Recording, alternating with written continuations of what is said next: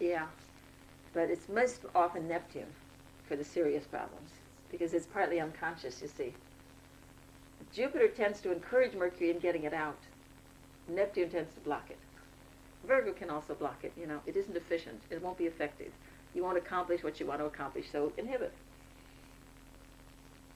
So Mercury-Neptune opposition. Mm-hmm. Sure. That's a good example, right?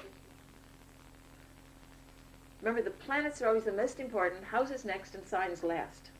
So too often people get hung up on the signs and they forget about the planets. They're the primary thing.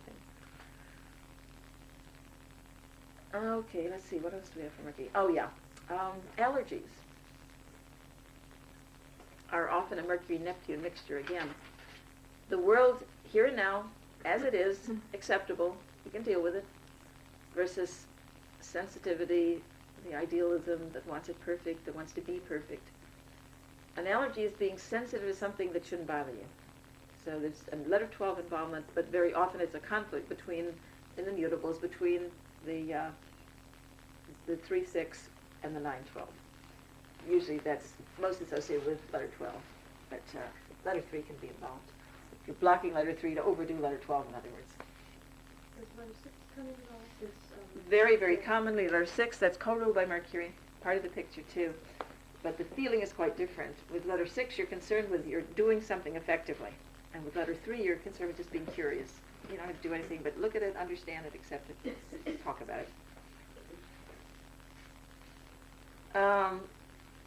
Hyperactive kids. I've said the other day, yesterday, there often is a fire-water component, but also there's often a strong mutable component. A sensitive, vulnerable, active nervous system is part of the mutable emphasis. You know, bright mind, versatility, and a high-strung nervous system. So hyperactive kids tend to have a mutable emphasis as well as often fire-water. Restlessness, nervous tics and twitches, you know, that kind of thing.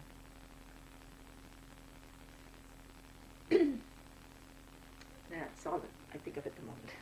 Anyway, all of these, you know, for having a Gemini problem, the Gemini side of Mercury, the solution is, the positive side of this is to be able to see what's up there, see the whole thing, accept it, not get hung up about it. So it's there, so isn't that interesting? Is it going to be important in 100 years? Don't worry about it.